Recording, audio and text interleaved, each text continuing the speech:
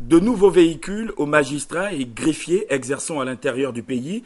La dotation du ministère de la Justice vise l'amélioration des conditions de travail. Yvette Okosa et Biwao Mikala de notre rédaction ont assisté à la remise officielle de ces moyens de transport. Si l'homme est la finalité de tout développement, il en est toutefois le premier facteur avant le capital financier. Cependant, l'efficacité dans l'action découle aussi des minimums de commodités assurés aux agents dans leur cadre de travail. Une évidence dont le ministre de la Justice et garde des Sceaux en a fait sienne en procédant à la remise des véhicules aux agents de son département ministériel. Je suis heureuse d'en arriver là, petit à petit, progressivement et sûrement, pouvoir doter toutes les catégories de personnel de véhicules de fonction, de véhicules de service. Je vais donc me faire le plaisir de vous remettre les clés de ces véhicules en souhaitant que vous en fassiez bon usage. Vous savez que la procédure dorénavant nous rend responsables de nos véhicules, c'est-à-dire qu'au niveau du budget et du patrimoine, il y a vos numéros matricules.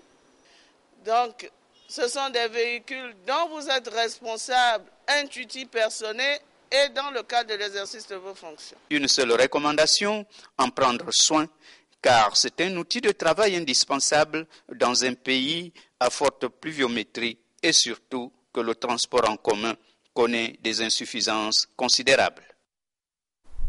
L'Agence japonaise de coopération internationale s'invite dans la lutte contre le VIH-Sida au Gabon à travers une caravane de sensibilisation sur cette pandémie et le planning familial à Tchibanga, dans la province de l'Anyanga, au sud du Gabon. Les jeunes, scolarisés ou non, ont été sensibilisés. Filika Biyongo, Yves Langues, Doukaga.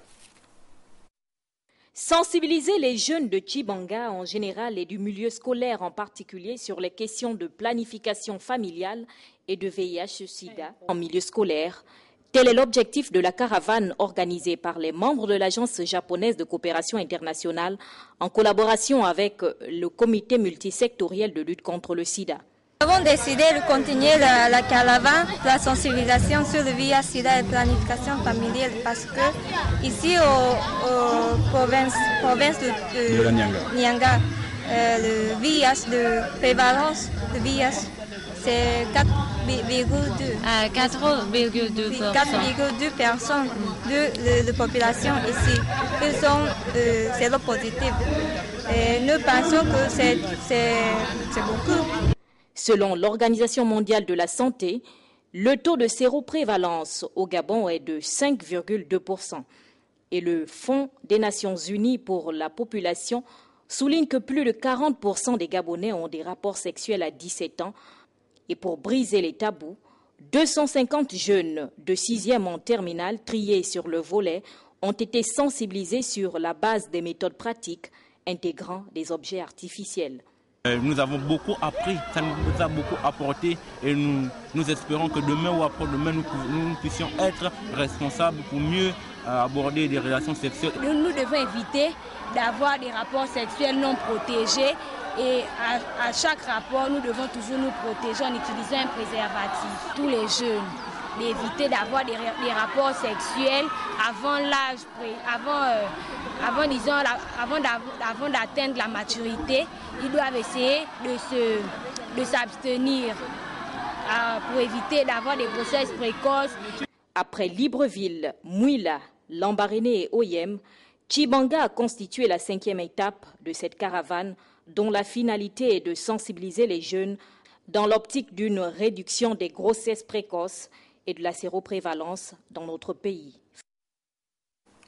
La page politique de cette édition d'information à présent, le RPG, le Rassemblement pour le Gabon, poursuit sa campagne de sensibilisation sur la biométrie.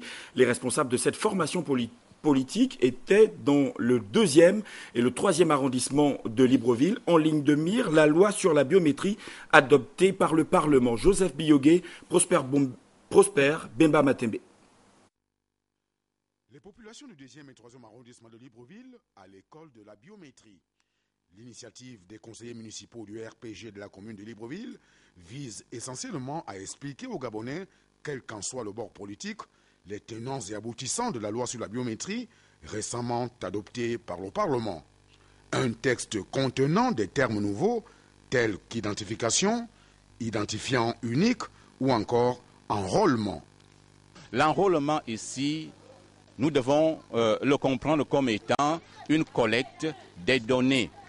Une collecte donc des données à caractère civil, c'est-à-dire on viendra auprès des populations leur demander le nom, le prénom, la date de naissance, le lieu de naissance, le nom du père, le nom de la mère et tout ce que je viens de dire un peu plus haut, mais également on prendra leurs photos et on prendra leurs empreintes digitales. Ça, c'est l'enrôlement. Collecte des données à caractère civil et à caractère biométrique. C'est ça l'enrôlement. Par contre, l'inscription ne va pas se faire par les équipes qui vont procéder à l'enrôlement. C'est le ministère de l'Intérieur qui va rentrer dans l'ordinateur, dans le serveur, pour voir tous ceux qui se sont fait enrôler.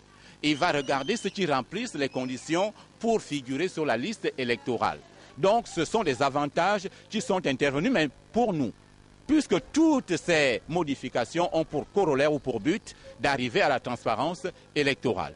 Mais pour nous, nous disons que la biométrie n'est pas une panacée. Ce n'est pas une fin en soi, mais tout de même, c'est une avancée vers la transparence électorale. Au 2e et 3e arrondissement de Libreville, la plupart des citoyens sont désormais édifiés sur le mode de scrutin à biométrie applicable au Gabon dès les prochaines élections locales. Les femmes élues locales, maires d'arrondissement et des communes de l'intérieur du pays étaient récemment en assemblée générale. Un seul point était inscrit à l'ordre du jour, l'élection du bureau local du réseau des femmes élues d'Afrique. Le compte-rendu, Paul Inciati, Joseph Biyogué.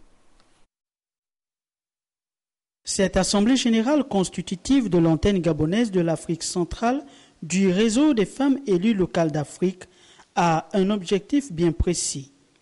Ce dernier s'inscrit dans le cadre de la création du réseau des femmes élues locales d'Afrique pour le compte du Gabon. Femmes gabonaises ou mater familias, vous qui êtes le socle de toutes les familles gabonaises, africaines et du monde, daignez travailler d'arrache-pied et en parfaite symbiose dans vos milieux respectifs, afin qu'un jour, vous puissiez assurer un avenir radieux à vos enfants. Ce réseau qui a vu le jour le 11 mars 2011 à Tanger au Maroc est une plateforme essentielle de mobilisation et de sensibilisation du plus grand nombre des femmes, aussi bien en milieu rural qu'en milieu urbain, aux problèmes liés au développement des villages, des quartiers, des villes et des collectivités locales. On va déjà voir concrètement ce que nous allons apporter. Parce que je pense que si j'ai bien suivi, il y aura des expositions, il y aura des thèmes à défendre et tout ça. Mais moi, je voudrais que nous allions avec des idées bien précises et que nous défendions réellement une position qui, après, s'appliquera sur le terrain.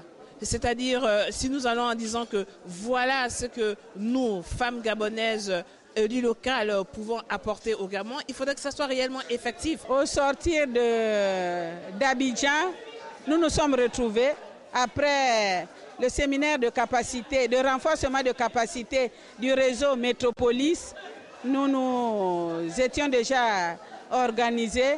Aujourd'hui, ce qui nous manquait, c'est cet organe qu'est le réseau national en termes de légalité.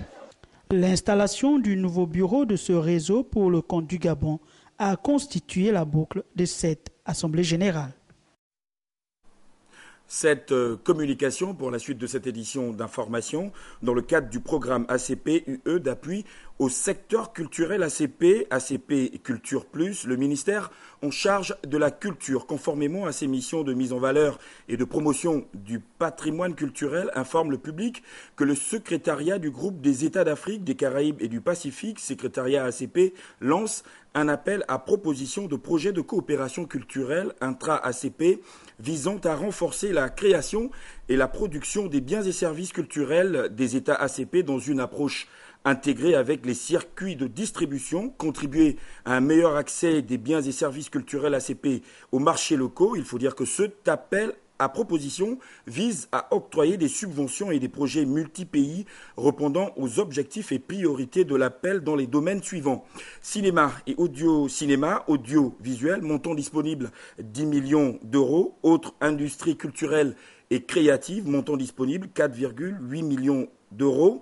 La date limite de remise des propositions est fixée au 20 décembre 2012 à 15h. Pour plus d'informations, se rapprocher de la Direction générale de la culture et de la Direction de la coopération culturelle. En images,